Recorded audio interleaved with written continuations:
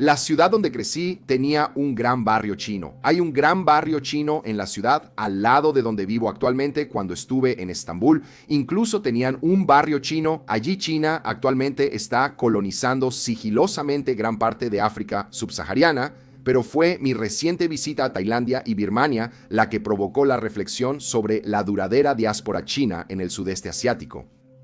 A menudo referida como la diáspora china más antigua, esta comunidad influye significativamente en las economías de Malasia, Indonesia, Singapur, Filipinas y Tailandia. Y esta influencia se refleja de muchas maneras, como en los medios de comunicación de la región. Como la mayoría notará al llegar, el tipo de personas que ves en la televisión o en los anuncios o en las portadas de las revistas son, como en India, de una tez mucho más pálida que la persona promedio en la calle. Pero en el caso del sudeste asiático, es la posición económica dominante de los chinos y la huella económica de su comunidad de la diáspora en lugar de un sistema de castas lo que crea esta división de clases que puedes ver presente en dichos medios. Pero más interesante aún, ¿cómo se relaciona esto? ¿Cómo se relaciona esta diáspora china con un estudio secreto recientemente desclasificado del Pentágono sobre las fortalezas del pueblo chino en detrimento de la política exterior estadounidense? Pero antes de llegar allí, en este video en particular, lo que voy a hacer es convertirlo en una especie de compendio para el video en el que estoy trabajando actualmente, que ampliará los temas de dicho estudio recientemente desclasificado del Pentágono sobre China, su racismo y la diferencia entre imperio y Estado-nación. Pero antes de eso, también me gustaría pedirles un gran favor, mis queridos espectadores, de ir ahora mismo y dirigirse a mi nuevo canal de Rumble y suscribirse. Solo como información, publico todos los videos allí primero antes de publicarlos en cualquier otro lugar, así como en mi segundo canal donde estaré transmitiendo en vivo regularmente en un futuro muy cercano. Los enlaces están en la descripción. Ahora, para animarte a hacer esto, voy a hacer un sorteo cuyo premio principal será un conjunto de billetes de la ocupación imperial japonesa en Birmania que recogí en un viaje allí a finales de 2023, siendo el segundo y tercer premio una camiseta de tu elección. Ahora, para ganar uno de estos premios, simplemente deja un comentario en la versión Rumble de este video con el hashtag RangoonYen. Y si ganas, todo lo que necesitas es una dirección para que te envíen los premios. Así que por ahora, por favor, ve y haz clic en suscribirte y haz clic en ese botón de suscripción en los dos nuevos canales, en particular el canal Rumble. Se agradece mucho.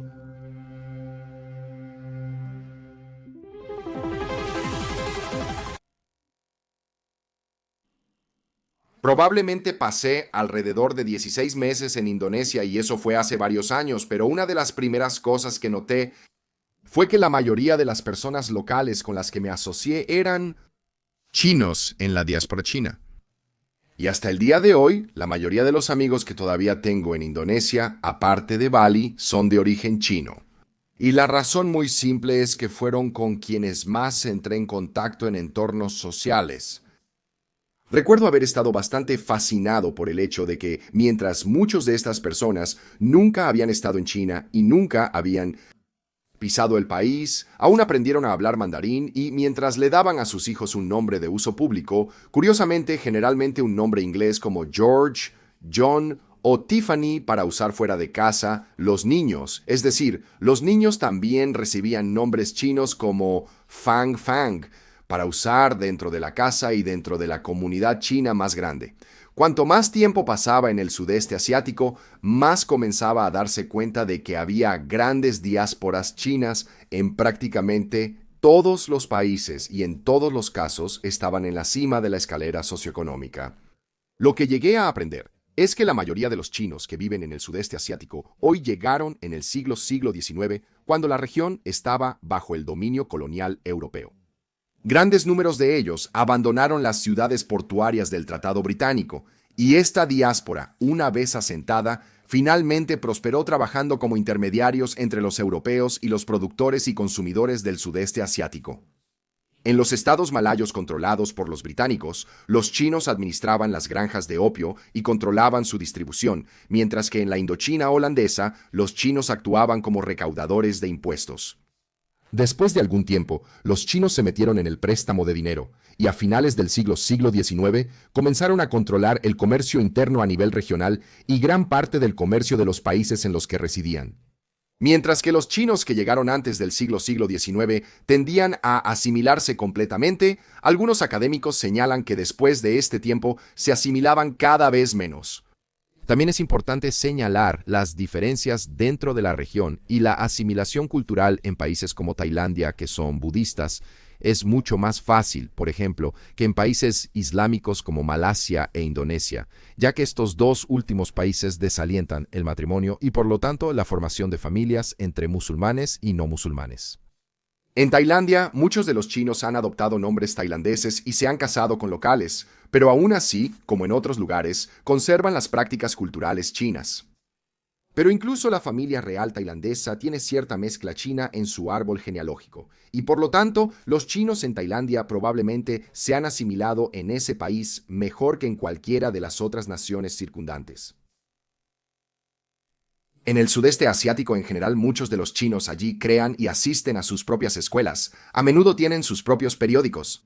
Bangkok mismo tiene 6 periódicos diarios en idioma mandarín y han creado sus propios bancos y siempre que es posible o factible, comercian dentro de la comunidad misma. La integración cultural con los indonesios y malayos locales ha sido mucho más difícil. Y se dice que Indonesia tiene la peor reputación en cuanto a su historial de persecución y violencia racial contra su minoría poblacional china. Lo que está claro es que la diáspora china étnica, al menos en el sudeste asiático, tiene una preferencia muy alta dentro del grupo en todo, desde parejas de matrimonio, educación, hasta y especialmente negocios e intereses económicos. Aunque estos valores son blasfemos y se ven como sacrílegos, así como despreciados por las nuevas creencias culturales occidentales y especialmente americanas, esta preferencia dentro del grupo ha ayudado a que, siendo la diáspora china, se haya convertido en un grupo muy poderoso dentro de la región. Se dice que en la región en su conjunto, en los últimos años, el vínculo cultural entre la diáspora y la madre patria se ha fortalecido en realidad en lugar de debilitarse como uno esperaría. De hecho, China está cortejando activamente a su población emigrante a nivel mundial. Y según un experto de un grupo de reflexión con sede en Singapur, el ascenso de China ha alterado su relación con su diáspora, permitiendo al país aprovechar a los chinos étnicos que viven en el extranjero para promover sus propios intereses. Y este es el punto de esta presentación que históricamente el Reino Medio ha visto a todos sus países vecinos como estados vasallos de un tipo u otro, con diásporas muy grandes y económicamente poderosas controlando las economías en cada país del Oriente. Con la excepción de Corea del Sur y Japón, el poder económico combinado de los chinos en Hong Kong, Taiwán y en el sudeste de Asia se clasificaría entre los 5 primeros a nivel mundial, solo detrás de los Estados Unidos, la propia China, Japón y Alemania. Esto es muy preocupante para los Estados Unidos. En un informe secreto recientemente desclasificado, Las consecuencias estratégicas del racismo chino, una asimetría estratégica para los Estados Unidos. Aunque el autor de este informe ha sido redactado, lo que sí sabemos es que fue preparado con toda seguridad para el legendario estratega Andrew Marshall. El propio Marshall sirvió como director de evaluaciones netas en el Pentágono durante 42 años bajo 13 secretarios de defensa hasta su jubilación en 2015 a la edad de 93 años. En ese momento se decía que era el trabajador federal de mayor edad en la historia. Por su parte, un general chino consideró a Marshall quizás el enemigo más sabio de China y se refirió a él como Yoda. Curiosamente, nadie fuera del Pentágono sabe realmente mucho sobre sus puntos de vista, ya que ni siquiera a los secretarios de defensa se les permitía conservar copias de sus informes de más alto nivel. Ahora, mirando el estudio actual, ese es el enfoque de este video. El informe fue encargado por Marshall y enfatiza el hecho de que para los chinos, Estados Unidos solía ser una sociedad fuerte que los chinos respetaban cuando era una sociedad cultural única, definida por la centralidad de la cultura anglo-protestante en el núcleo de la identidad nacional estadounidense, alineada con la ideología política del liberalismo, el Estado de Derecho y el capitalismo de libre mercado. Los chinos ven al multiculturalismo como una enfermedad que ha superado a los Estados Unidos y un componente del declive de los Estados Unidos. El informe continúa, en verdad, son una sociedad con un considerable capital social que el sociólogo de Harvard, Robert Putnam, identifica como central para la prosperidad de una comunidad. De hecho, probablemente sea inútil, continúa el estudio, para los Estados Unidos intentar socavar a China vendiendo la sacralidad de la diversidad a los chinos. Ahora, ¿por qué es esto? Bueno, el informe continúa diciendo que, cito, China no enfrenta una guerra cultural como la que actualmente está ocurriendo en los Estados Unidos. No hay un debate fundamental sobre la identidad del país, los principios que encarna, quién pertenece, quién no, y la dirección en la que el país debería moverse. Y esto le da al gobierno chino una ventaja considerable como Estado unicultural en competencia con los Estados Unidos multiculturales. En resumen, será difícil causar una pérdida de confianza con los chinos. Ahora, esto es solo un resumen muy breve de muchos de los puntos que se hacen en este estudio secreto del Pentágono, y haré un video completo sobre ello en un futuro muy cercano. Pero lo que sí enfatiza este estudio desclasificado, lo que sí enfatiza es que China tiene una ventaja significativa sobre los Estados Unidos debido a su caracterización como más de un Estado-nación en lugar de un imperio, que es lo que son los Estados Unidos en todo menos en nombre. Y curiosamente eso permanece incierto si Marshall, con su astucia en geopolítica, pretendía este estudio principalmente como un manual sobre cómo explotar las debilidades de China, y hablaré de esas debilidades en ese video más extenso centrado en el estudio, o como una nota de advertencia velada sobre las crecientes tendencias autodestructivas dentro de América. De cualquier manera, mientras ambos países tienen sus fortalezas y debilidades, la sombra que se proyecta, al menos regionalmente, en el lejano oriente por China, solo ha crecido desde que se realizó el estudio. Ahora, se debe entender que muchos de estos países con una gran diáspora china tienen fuertes identidades nacionales propias y al mismo tiempo, debido a la historia, la geografía y las redes de relaciones, bueno, gran parte de Asia probablemente se inclinará hacia lazos más estrechos con China, con las obvias excepciones de Japón, Corea del Sur y posiblemente Vietnam.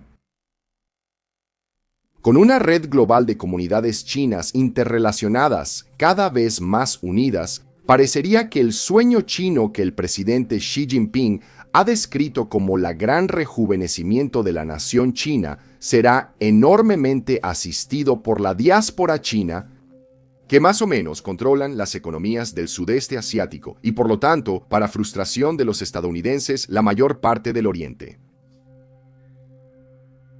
Por lo tanto, en conclusión, en 2024 tiene que ser claro, incluso para el observador más casual, que los días en que el oeste dictaba al resto están llegando a su fin, y esto ha sido más agudamente observable y muy claro en solo los últimos 2 años.